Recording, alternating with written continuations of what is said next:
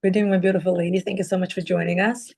We're starting our weekly class on Zera Shimshon, as well as the words of inspiration. Today we're going to talk about Zera Shimshon on Emor, as well as the words of inspiration from Rabbi Joey Haber on Emor. Our dedication for the shiur is for a zechut of Yaakov Israel Yehuda ben Nechama to find the right yeshiva. The parents should find the right yeshiva. The yeshiva should accept him with ease and simplicity and full acceptance, basimcha. And also for Refuah Shlema Yafat Irina Bat Frida. Refuah Shlema. Refuah Shlema Levi Yosef ben Zulaycho. Refuah Shlema Baruch ben Gulechana. For Leilu Nishmat Miriam Bat Esther. Also for Zechut of Ella Esther Bat Rano, to have beautiful, healthy children. Refuah Shlema Chana Bracha Bat Slansporo Chaya. Tamara Bat Ksiya. Avinom Yosef Nizim Bat Shana Rosa. Maxim Yehuda Ben Yafa. Moshe Ben Yafa. Sarah Bat Shoshan. Maya Mazal Bat Ziva. Esther Malka Bat Shura Shura. Malkiel Chai Ben Shura Shura. Larissa Leah Bet Shura Shura. Marin Mother Bet Shura Shura. Jonathan Ben Hila. And all the sick people of Klal Yisrael. For all the singles should find their right zivug Bakarov. May the shidduch happen immediately. May Kadosh Baruch Hu open up their mazal Bakarov. And it should be Leilu Nishmat, all the tzedkim and tzedikot, including all the niftarim and niftarot that got killed, unfortunately, on October 7th, before and after, including Kfir Ben Shiri, Ariel Ben Shiri, Shiri Bat Sara Imenu, Hirsch Goldberg Paley, Noah Marciano, Tzila Gaz, Rabbi Zachari Shimon Waller, Sebetzcha Cohen, Dr. Zelenka, Velvel, Wolf, Zev Ben Leah, Rav Chaim Kanievsky, Shoshura Bat Chusni, Slanspor Chaya Bat Sara, Sara Bat Chusni, Chusni Bat Machit, Munir Bat Chusni. There should be peace in Eretz Israel. There should be peace in America. There should be peace all over the world. May the war between Iran, US, and Israel be resolved in the favor of Israel and America, that Iran should do Teshuvah Shlema, and the whole world should do Teshuvah Shlema. And President Trump should be healthy and well and continue his right mission to serve the world in the most beautiful and amazing way, the way Kadosh Baruch Hu wants him to do.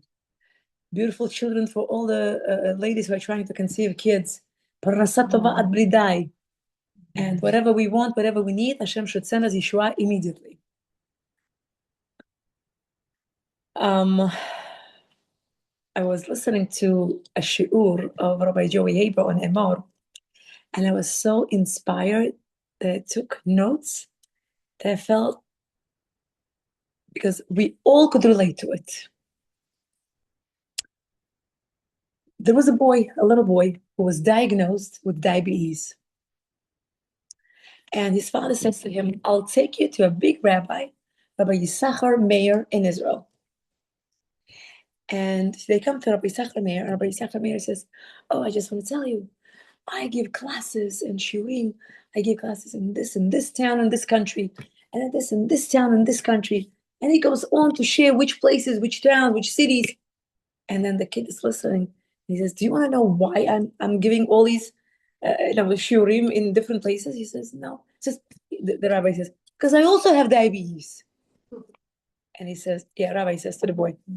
And he says, do you know what's the connection? Because when you are busy with the Torah, you don't have time to run after sweets. You don't have time to eat. So you just try to focus on the healthy and move on. Beautiful, beautiful concept. And when we are thirsty, when we want to drink something, what do we usually do? We go for food. Because we confuse the thirst for the hunger.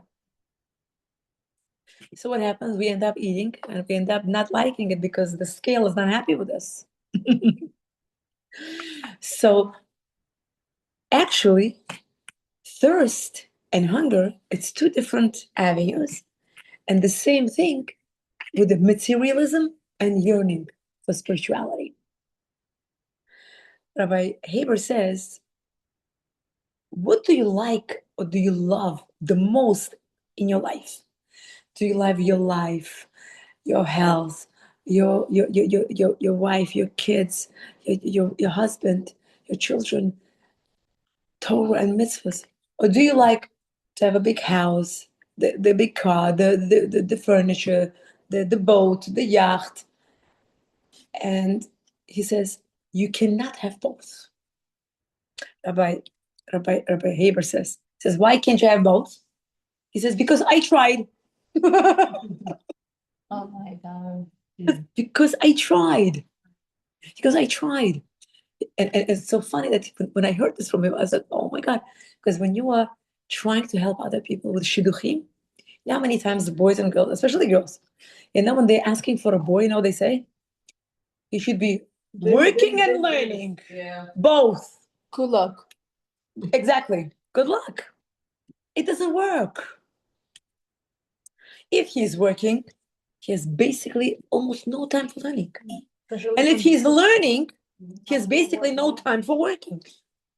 So we have to choose which one we want.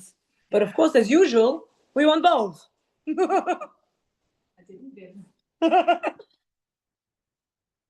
So he says, take an example of people wanting to get married.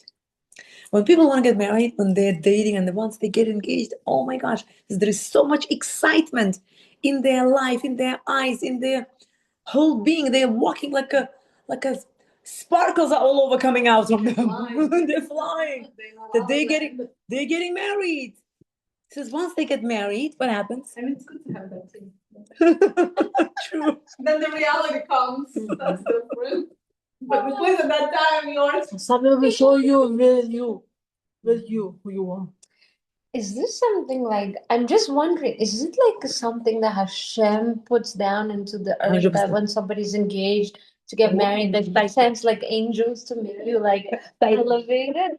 Because it's everyone is experiencing it. It's not like like, Hormones are kicking in. It should be. Otherwise, There has to be. otherwise you'll never get married, I think. And you're not getting married, and then it has to be some excitement in your life, especially such a big thing. True. So he says, people, and then when they get married, they slowly accept the reality and they're not happy with what they got. He says, why? Why? As a matter of fact, which I didn't see yet, there's a new podcast with the Living L'Chaim. It says 50% of married people are disappointed whom they married and they feel that they made a mistake. 50%. 50%. That's So Rabbi Joey Haber says, listen to this. He says, why people who are dating, who are engaged, they're so excited, and then all of a sudden this dissipates. Because when we are not yet married, before we get married, we have these hopes. I'm gonna get a new apartment when I get married. I'm gonna get a new furniture. I'm gonna get new dishes. I'm gonna get new. We're gonna go to vacation with my new husband. And on and on and on. And then if they don't get what they want, they're disappointed. And he says, because they think it will satiate their body. Materialistic needs. The apartment, the furniture, the dishes, the vacation. He says it's all like materialistic things. He says, but in reality, what do we need in order to build a new relationship that when we enter the marriage? We need to give. When we give to our spouse, when we give to our children, to our family, how much more do we love them? Not because they did something for us, but because we did for them. How many times? The more we give, the more we love. And we know it from the word ahavallah, the shoresh, the root is chav, which is to give. The more you give, the more you love. And it reminds me of the story. There was a man who wanted to divorce his wife, and he said, I don't love her. after a certain amount of marriage, he comes to the rabbi, he says, I don't love her. Not only that, I was even thinking, and he was having crazy ideas of, like he was telling the rabbi that he wanted to, God forbid, to kill her, even to hire somebody to kill her, even. So the rabbi, maybe it's a mashal, but the rabbi said, sorry. So he says, wait, before you do this, can you give her 1 year of life? He says, yeah, but for this 1 year, I want you to experiment. You have to be extra nice to her and extra kind to her. Shower her with the compliments, and buy her gifts every day, even the small one. And after 1 year, you're gonna come back to me if you still have the same idea of either divorcing or killing, God forbid, or whatever. He says, of course. So now every day he's like, oh, you are so sweet. Oh, you're so kind. Oh, the dinner was so unbelievably delicious. And here, this is something small for you. I saw something, I thought of you. This is for you. And all these. And she started to change for the better even more. I want to please my husband. My husband's coming. I want to make sure that not just 5 o'clock, but 10 minutes before 5, my dinner should be ready. I want the house to be spotless clean. I want his slippers to be ready by the door. Let me put the lipstick on and be prepared. Wow, So she is doing all this. Why? And so the year passes, and then he comes to the rabbi and says, I want to see you. So he says, okay, so now I give you permission to kill her. He says, no, I don't want her to kill her. She's so nice. I don't want to kill her anymore. She's amazing. So, which means it's really not the person that we think that the next person next to us is. When we change, the person next to us changes as well. Yeah.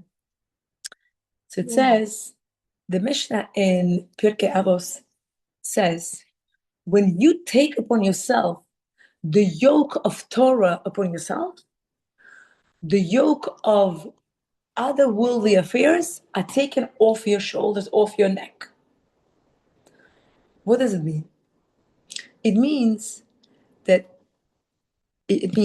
when we have you seen a yeshiva family where the boy is learning?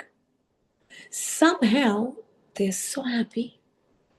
They live modestly, and yet they have everything, and they have such a relationship full of respect, full of love, full of care, full of appreciation for each other. Unbelievable, even though he's not working. Because why? Because when you accept the yoke of Torah upon yourself, the boy, so Hashem will make your wife to be less picky on you, to be accepting of you. Hashem will send you parnasa through your wife, through your father-in-law, through your own father, through your mother, whoever, through your yeshiva. Your parnasa will come because you took upon yourself to learn Torah and teach Torah. Rav Chaim Kanievsky, as a matter of fact, he never worked. I know not everybody is Rav Chaim Kanievsky, but still, he never worked. His wife had 10 kids. And she was running a grocery store, like a part-time. When she got married and her mother-in-law asked her, what do you want for a gift, as a wedding gift? She's in Israel. She said she wanted closet space, drawers, custom made. So her mother-in-law built in her apartment 10 drawers. And she said when she ended up having 10 kids, she used those 10 drawers for 10 kids. Each kid had 1 drawer. When I read this in the book of Rabbi Kanievsky, I said, wow, our kids have like 9 drawers each child. Right. I'm just exaggerating me, but I'm just saying. And they still like, Mommy, we don't have space where to put our clothes. And I'm not wearing this, I have nothing to wear. So where are our priorities? Holy people. Correct. So I have to say something. Yeah. In here, in this country, doesn't fly. it's very hard. it doesn't fly. Yeah, It has to be done in Eretz Yisrael. true. I hate to say, but the truth is that I remember how people live there and how people live here. It's 100%. two It's different worlds. Two 100%. different, yes. 100%. I was there, people happy with the habit. But Correct. really happy. They're happy with the The habit. happiness that they experience is Unbelievable. True. Very true. And so it also, it says that Rabbi Haber met Rosh Hashiva of Panevesh, and he asked him, how do you learn how to have bitachon in your life? So he said, learn Torah. He says, I thought maybe he didn't understand my question. So I rephrased it again. Says, Rabbi, how do you have bitachon and how do you learn how to have bitachon in your life? He says, learn Torah. He says, but how does learning Torah make you to have bitachon? He says, the more Torah you learn, the more you will have bitachon. It's like an automatic pilot. The more you will accept things that it's all from Hashem and it's all good, I don't need more. Unbelievable. Rav Eli Lopian said, when you have a boat, you have to fill it up with heavy items in order for it not to shake and not to fall, not to tip over. So he said, you can choose what you're going to fill up your boat with, material things or spiritual things. Whatever you fill your life with, that's what you're going to have. He says he met one man. His name is Avraham Byers. He says, look him up. He says, I am here to help you with financial planning. He says, do you teach investment? He goes, no, I teach financial planning. What's financial planning? He goes, how to spend your money wisely.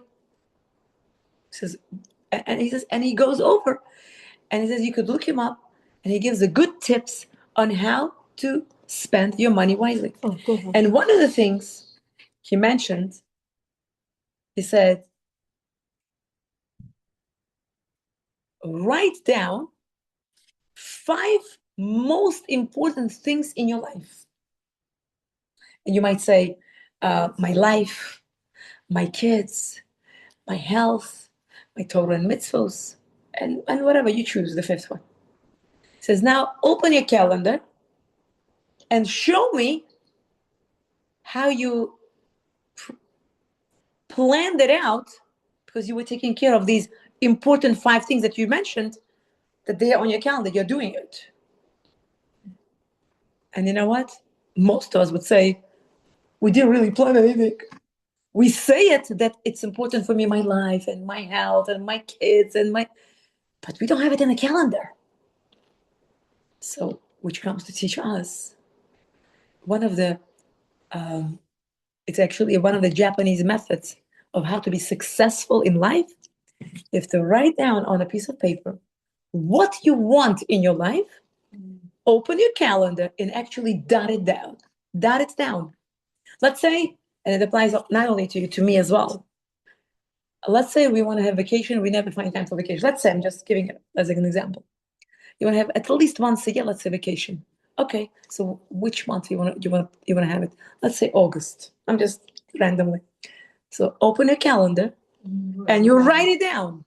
August 1 till, let's say, August 15, 2 weeks, vacation with the family.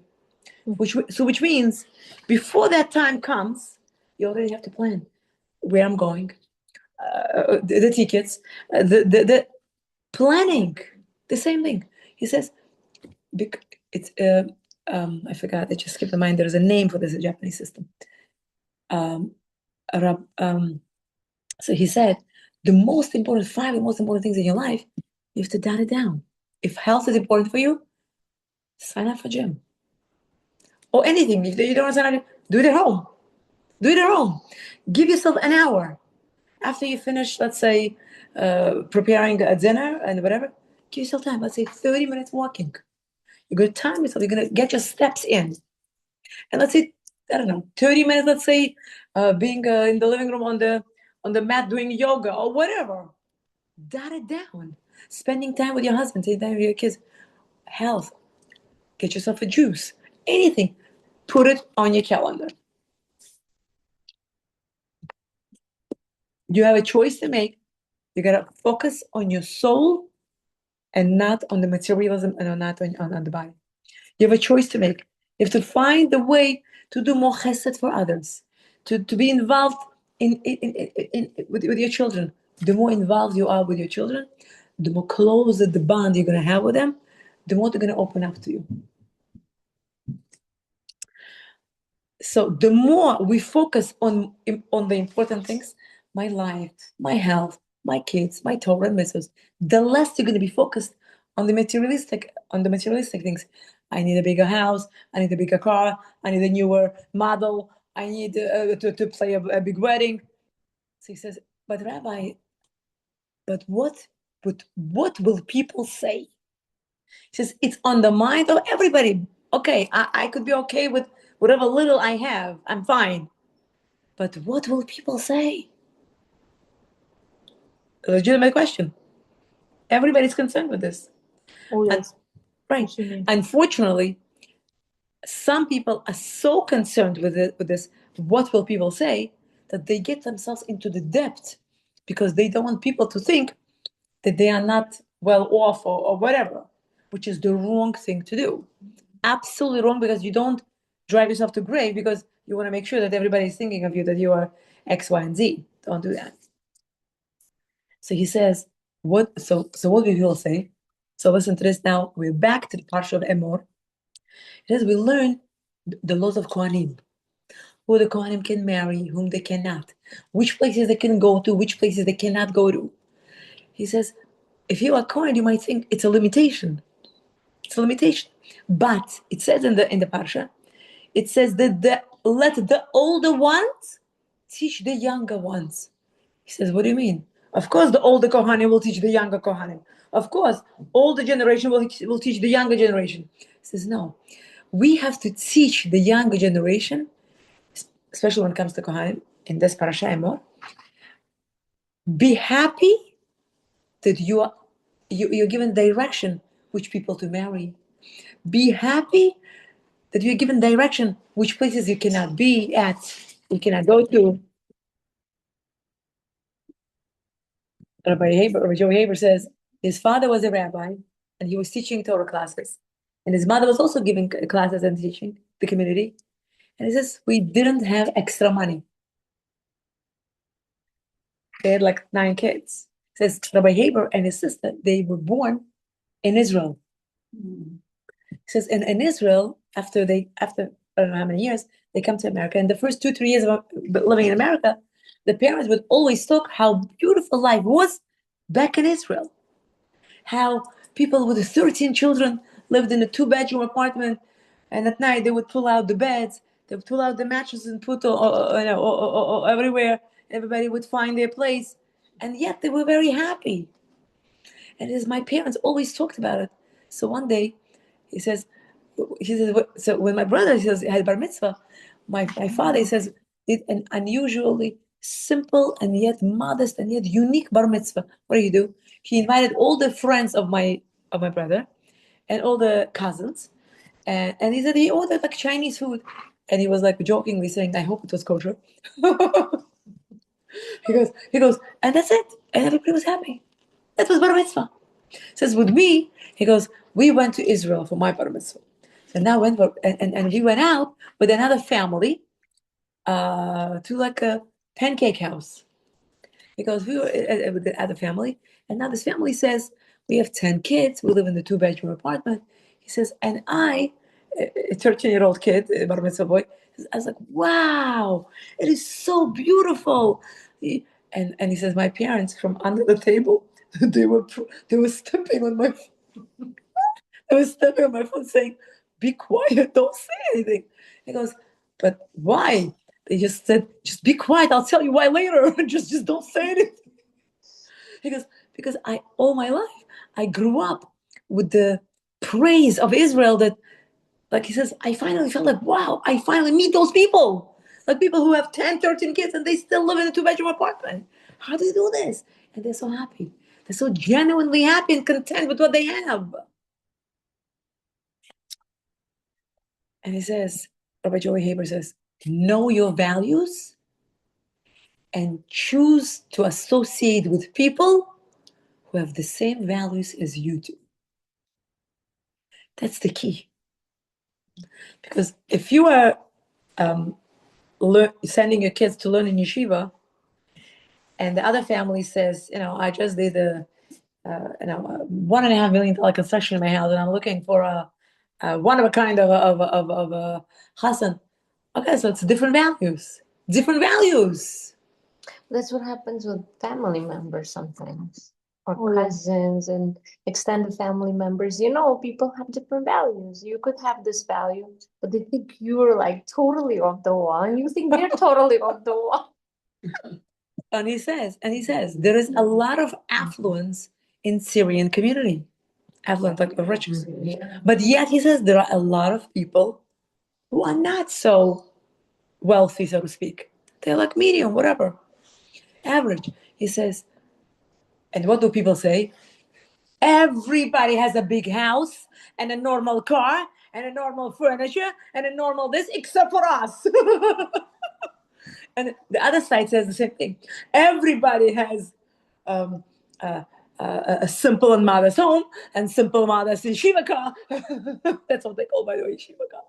And then he says, choose the side of everyone that fits you, that you are part of, that you're part of the same value that you're sharing with.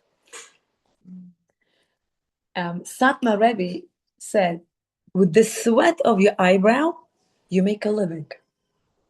But he said, you could make a living with the sweat of your eyebrow, either material living or spiritual living, which learning Torah is also it's a big job. Not everybody can learn and sit and learn for 8, 10, 12, 13 hours. Ask somebody to sit down for an hour. They can't. No. All right. So Rabbi Joey Haber said something beautiful. He says, he was once flying. He was for a long time. He was flying first class on airplane. He says he never had to pay for it because people always offered to pay for his ticket as a right gesture for the rabbi of the community. He said, I always enjoyed it until one day I had to pay for it. He said, when I had to pay for it, he said, I didn't want the first class anymore. He said, okay. And then when I think so, and he said, okay, so I chose, okay, I'm gonna get a little bit more than economy class, but less than the first class, like in between. He says, okay. So I didn't like it so much. He goes that I had to wait to be at the end when everybody else left first, the airplane, and all the. So he goes, and I'm sitting, I'm in the airplane, and there's this unbelievable young man, yeshiva boy, who is going for his first year to yeshiva to Israel or from Israel, whatever. To Israel, I guess, to Israel, and he says, oh, are you Rabbi Haber? Because my father always talks about you, and he says, who's his father? He says his father is the first tzaddik that you could know on the planet Earth, that he teaches, and he's very humble. He says, and this boy says, I'm for the first time on the airplane. His first year going to Israel. For the first time, he's on the airplane. And my kids complain, my younger ones. They say, Mommy, every time that we go to school after summer, they all ask, so where did you go on vacation? So this kid says, I was in Mexico, and I was in Florida, and I was in Panama, and I was whatever. And when it comes to me, my little daughter says, I was home. Home cage. You ever said thank you to Hashem? 100%. So, exactly. No, So he said, so Rabbi Haber says, I was telling to this yeshiva boy, okay, so this is how it goes when you come to the airplane. This is where you put your luggage. This is they don't look at, and this one they do look at. Put it away somewhere. This one they're not so care. Oh, this on the floor, hide it. He was giving him a tour. Exactly. So, and then he says, this yeshiva boy says to Rabbi Haber, when I was coming to the airplane, I was davening to Hashem that Hashem should give me the right company, the right atmosphere that I should be surrounded with. So my neighbor says to him, "Oh, so it's practically davening for me." So you were answered. So Rabbi Heber said, you could have the biggest wedding in the world. You could have all the biggest things in the world, but this is not what your soul is yearning for. Not at all. He says, why people are looking for like Money. out of this world experience? Because their soul is yearning for spirituality. Their soul is yearning for spirituality. And because the soul is thirsty, they confuse it for the hunger. And he says, whenever you start fixing anything in the house, it just never ends. You start fixing the floor, it's also the kitchen cabinet. You go to the kitchen cabinet, it's also the living room. If it's the living room, it's also the hallway. And the hallway, it's also the staircase. So he says, this is what materialistic world is. If we start to lower our standards and Expectation. and not to want the less you have, the less you want. The more you have, the more you want.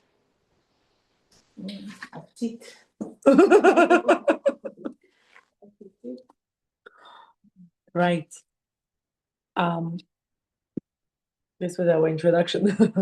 Nice. And now we're gonna go to Zera Shimshon, which is beautiful. We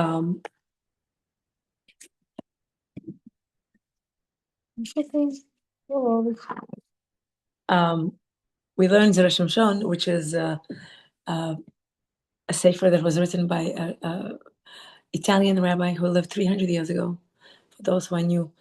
And he promised that whoever learns his Torah and his explanation that he wrote for the Torah, because his only son passed away in his lifetime, and he didn't leave any kids, he promised that whoever learns will be blessed with the health, with the wealth, with the kids around the table like olive shoots, with the honor. And Baruch Hashem, we're already going on our seventh full year almost. By September, October, we're entering the 8th year. Baruch Hashem, we had ladies who needed to get married, they get married. Back with my ex-husband. Very good. 8 years, 18 months. Baruch Hashem.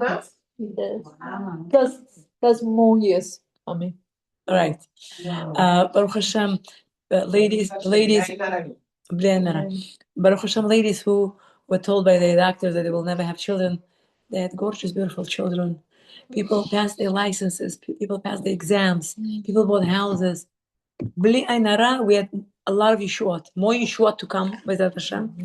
And may our learning and our participation and being part of the class, may it serve as a zechut for us, that the Segula of Zera Shimshon be fulfilled on every single one of us, among the entire class row. And more, King Shaul's punishment for killing the city of Kohanim. No. Unbelievable. In this week's portion of the Yalkut, Rabbi Yoshua ben Levi says that Hashem showed Moshe Rabbeinu all the future generations and their leaders. When he saw that Shaul HaMelech and his sons would die by the sword, he asked Hashem, is it proper that the first king of the Jewish people should die by the sword? Hashem answered, it is because the Kohanim that he wiped out, the entire city of Nov, cry out in heaven against him. What does it mean? This whole thing. Zera Shimshon asks that Moshe Rabbeinu's question is difficult to understand. What difference does it make which number King Shaul is? Regardless, it is not proper that any Jewish king should die in such a manner, be it first king or any king thereafter. Okay, just to give a little background, Shaul HaMelech, when he finds out that David HaMelech is going to be the next king after him, he starts hating him, even though his son Jonathan, Shaul's son Jonathan, was the best friend with David and Allah. So now imagine for a second, just for a second, that your son's best friend wants to be the king after you, and you want to kill your best son's friend. That's what Shaul Melech did. He wanted to kill David Melech. And now listen to this. As well, since Shaul Melech was indeed guilty of killing the Kohanim of the city of Nob, why does it seem from Hashem's response to Moshe Rabbeinu that Shaul was only punished because the Kohanim that he wiped out cry out against him? Wasn't he deserving of a punishment, even if there was no active prosecution against him? So Shimshon answers as follows.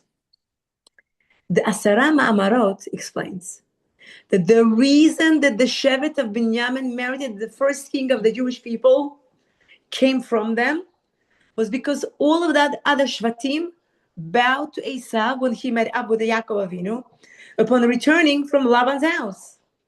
The only one of the Shvatim that did not bow down to Esav was Binyamin, as he was not yet born. Thus, Shaul became king in the merit of his ancestor, Binyamin, for not further empowering Esav by not bowing to him. Rav Shimon Bar Yochai recounts in the Zohar, Balak, that when Hashem approached the angel of the nation of Esav, the Satan, to offer the Torah to its nation, it said, Esav lives on the sword and cannot keep the commandment of do not kill. In fact, the Satan said, Chas v'shalom, I can't accept the Torah.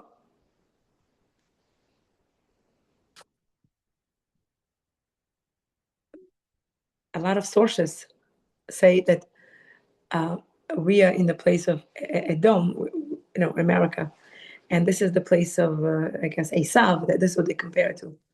So I guess the nation, that's why they cannot not kill.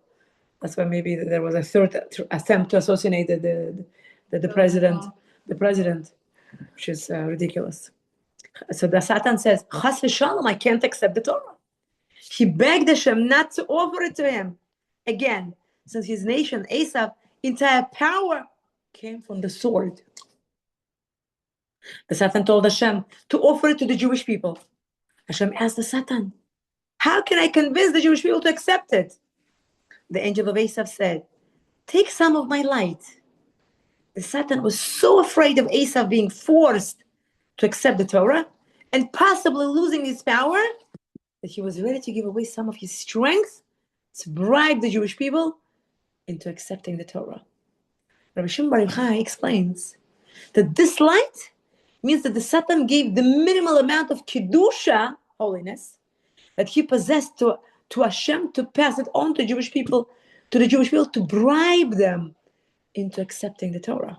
Since that Satan represented Esav, whose power was with a sword, the Kedusha aspect that the Jewish people received was the right to use the sword for capital punishment and Melchemes Mitzvah, which means to kill in the war for the sake of saving yourself. If not for this, the Jewish people would not have the ability to use a sword, even for a Torah-obligated war. In other words, because Satan of Esav gave his part of the Kedusha to Jewish people to bribe them to accept the Torah, because of this, we're able to pick up the sword and kill our enemy. Without this, we would not be able to do it. Imagine? This is what Moshe Rabbeinu was asking Hashem when he saw that Shaul would die by the sword. How is it that Shaul, who became the first Jewish king, due to the fact that his ancestor did not empower Esav by bowing down to him, should die by the very tool that the essence, the power of Esav? To this, Hashem answered that since Shaul murdered the Kohanim of Nov for no justifiable reason, he had empowered Esav by using the sword in a sinful fashion. Wow. So whenever we do something and there is no justification, we're giving power to the Goyim to the same sin in a sinful way. This is why the merit of Binyamin did not affect him. The Kohanim's outcry was that Shaul should be punished, since his own action overweighed what his ancestor did, and should not be protected from Esau's tool, the sword, in his ancestor's merit. Wow. So in other words, King Shaul's punishment for killing the city of Kohanim was because he killed innocent Kohanim, because he didn't want to give away his spot as a king, he ended up getting killed, also by the sword. That's why in Pirkei Avos it says that they saw a skull floating in the water, and they said, because you killed, you got killed, but whoever killed you will be killed at the end. Oh, wow, so scary. Very. So whatever we do, it always comes back to us. When we lie to somebody, somebody will lie to us. When we cheat somebody, somebody will cheat us. When we are dishonest, somebody will be dishonest with us. When we are kind to somebody, somebody will be kind with us. When we are generous with somebody, somebody will be generous with us. When we are patient with somebody, somebody will be patient with us. So we are the ones who lay out our own future by choosing the actions and the behavior. We choose how to treat others. The way we treat others, this is the way Shamayim, heaven, treat us. When the verdict of Rosh Hashanah is issued, a remembrance for the blowing of the shofar, the Gemara says in Rosh Hashanah, that on Rosh Hashanah, everyone passes in front of Hashem, like Bnei Maron. What does it mean? The Gemara bring 3 opinions as to what is the meaning of Bnei Maron. Either it means like sheep that are counted for tithing, every 10th one is separated from Maser, sheep, barana. Every 10th one is separated as a Maser, as a sheep. Thus, we too pass before Hashem in a similar fashion. Like a sheep, one by one, we go before Hashem on Hashem. Reish Lakish says, there is a reference to a place that is a very narrow path on which people can only travel single file. Rabbi Huda, in the name of Shmuel, says that it means like the soldiers march in David HaMelech's army. The Zereshim asks, what exactly is the argument between these 3 opinions? If they are all in agreement that the term Bnei Maron is to describe a single file line, what difference does it make? Which analogy they give? Whether it's by sheep, one every 10th is taken out, or whether it's a narrow path, or whether it's the soldiers marching in front of David HaMelech. What's the difference? What's the difference? Which analogy they give? So Shimshon suggests that perhaps these 3 explanations are based on a different argument in the Gemara. And in fact, there is a difference between each interpretation of Bnei Maron. The Gemara Rosh Hashanah brings the following argument. Rav Meir holds that everyone is judged on Rosh Hashanah, but the final verdict is issued on Yom Kippur, which we all usually follow. Rav Yehuda holds that everyone is judged on Rosh Hashanah, but the final verdict is different for every person. It happens at different times throughout the year. This is the way the Zereshim understands Rav Yehuda's opinion. See the Gemara inside. And Rav Yossi holds that a person is judged and the verdict is issued every single day. As a matter of fact, some say, so wait a minute, if we are judged on Rosh Hashanah and the verdict is done on Yom Kippur, then we all go through our whatever we have to go through, because we were just judged once a year and that's it. But there is a different opinion. Some say no, we are judged and the verdict comes out every single day. So how is it possible? How come we have different explanations? So one of the interpretations, it says that the way we use our tongue is how we're going to be judged that day. If we are careful with what we say and what we don't say, if we're careful with what we hear and we don't accept, we don't believe, then even if chas v'shalom we did make a boo-boo, we're not going to get judged. And we're going to go through without any judgment because we were careful with our mouth. The judgment opens up when we open our mouth. The Zereshim says that these 2 arguments are intertwined and based when a person is judged. is how the term Bnei Maron would be described. The reason behind the opinion that Bnei Maron means like sheep being counted for Maaser is because he holds that a person is Jai Rosh Hashanah, but the verdict is issued on Yom Kippur 10 days later, just as Maaser is the 10th. 10 days later, Yom Kippur. Rish Lakish that says Bnei Maron is a narrow path that can only be traversed one person at a time, because he holds that the judgment is on Rosh Hashanah, but the final verdict is different for each person. Hence the example of the path that one travels on his own. As a matter of fact, when we travel on the path alone, that's why they say no husband and no wife can go through the judgment as a couple. They each go alone when they get judged.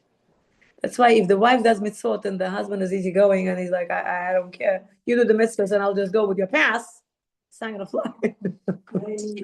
No. What He about has the to- other way around? The other way around. If he does it for his wife, well, it depends what he does for his wife. If she, right, Let's see, she raises his kids and he's learning. earns She's money. getting his Torah. correct, Even Correct. if she's not keeping everything, she's still getting his Torah. correct. Shmuel, who explains the Bnei Maron as the soldiers of David HaMelech, holds like Rav Yossi that a person is judged anew every day. This is why he uses the example of soldiers whose fates change every day. That's why when we wake up in the morning, we say Modani every day. And we thank Hashem every day. Because every day it's like a new world. It's a new lease on life. No Hallel on Yamim Noraim. The pasuk above speaks about Yamim Tovim of Rosh Hashanah and Yom Kippur. The Gemara says, Rosh Hashanah, how the angels asked Hashem why the Jewish people do not say Hallel on Rosh Hashanah and Yom Kippur.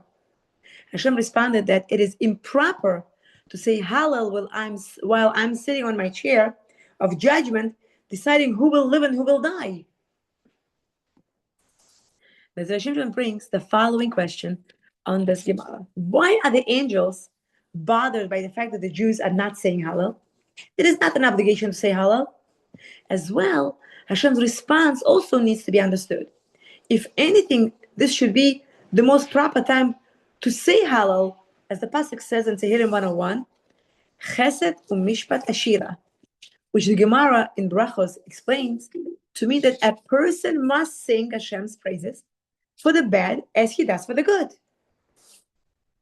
If so, the very fact that Hashem is deciding who will live and who will die is all the more reason to say Hallel, since despite the outcome, one must sing Hashem's praises. The Shimshon explains that one question answers the other. Being that a person is obligated to sing to Hashem regardless of whether something seems bad for him, as the Gemara above this derives from the aforementioned pasuk, the angel's question is justified. Why are the Jewish people not saying Hallel? Hashem's response to the angels is that the pasuk implies that only after the decree is carried out, one is obligated to praise Hashem, even though it seems bad to him. When decree is already carried out. However, here the decree is not yet issued. And by singing Hallel, it would seem as though the Jews are trying to bribe Hashem by singing to him before any seemingly bad decree is issued, to try and avert any potential bad decree. This, as Rav Shimshon points out, is forbidden to do to a judge, even to bribe a judge with words. Shulchan Aruch, Choshen Mishpat. So which means we are not allowed to say Hallel Rosh Hashanah and Yom Kippur because we're being judged. And because you cannot bribe the judge, you cannot bribe even with your words. You cannot say praise to him. I'm sorry. Unbelievable. Just like in person, it applies to Hashem, it also applies. 100%. My daughter brought me from her school It's called Parsha Pearls. And I said to her, I need a good story. She goes, I gave you my Parsha Pearls. So it was a beautiful story which I read at home on Shabbos that I would like to share with you, and we're going to wrap up the class. The story is told that in 1990, the Hungary was able to get out from the communist dictatorship, and people were free as they had not been since 1956, when Russia first invaded Hungary. But I guess I'm not so good with history. I don't even remember. My husband says, "Oh yeah, Russia invaded Hungary in 1956." So in 1990, Hungary got out. Yeah. So now, almost for the first time in 3 decades, people were at liberty to make choices regarding the schooling of their children.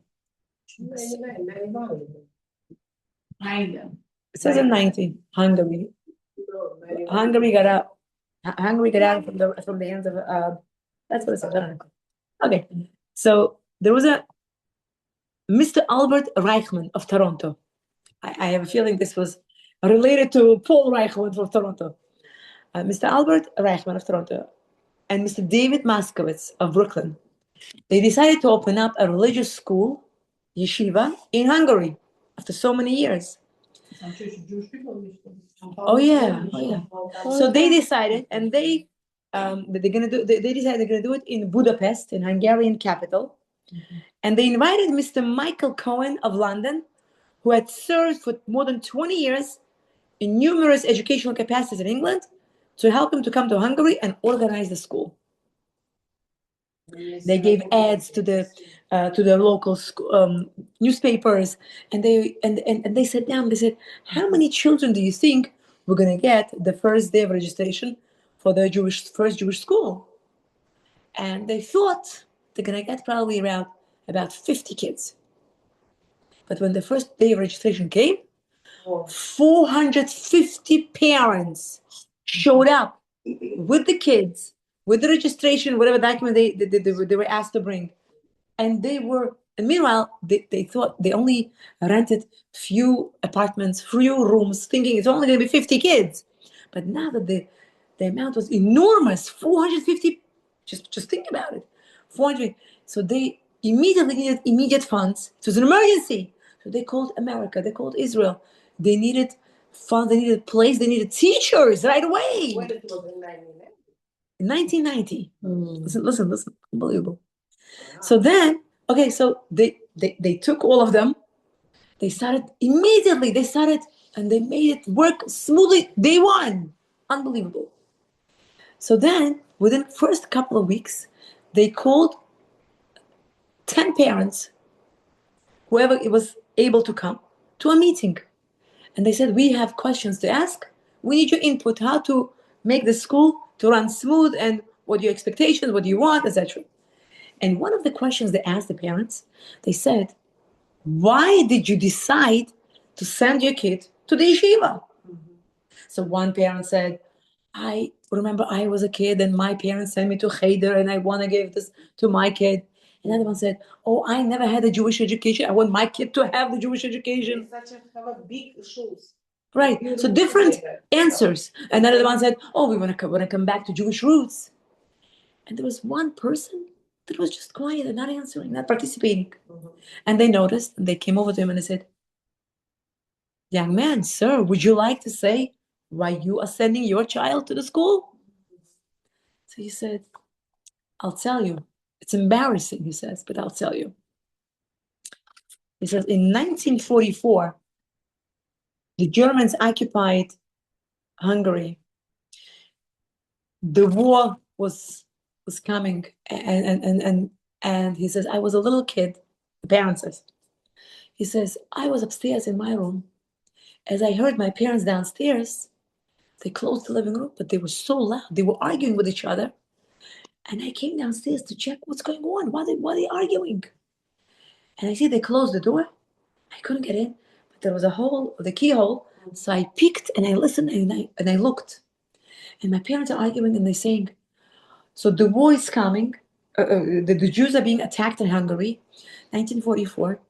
Nobody knows that we're Jewish. Our child doesn't know that we're Jewish. we don't act Jewish. We don't keep Jewish. We don't. Nobody knows the neighbors or whatever. Nobody.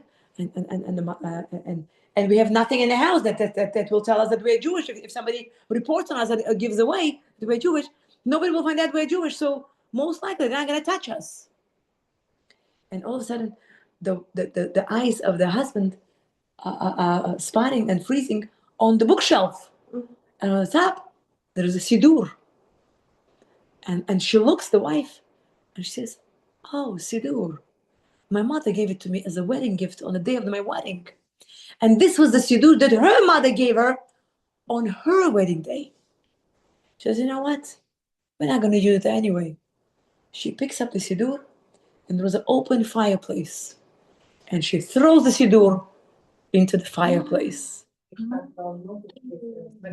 She says, "We're not going to have anything that will tell us that we're Jewish. I don't want anything to happen." So this kid, he says, "I was a kid.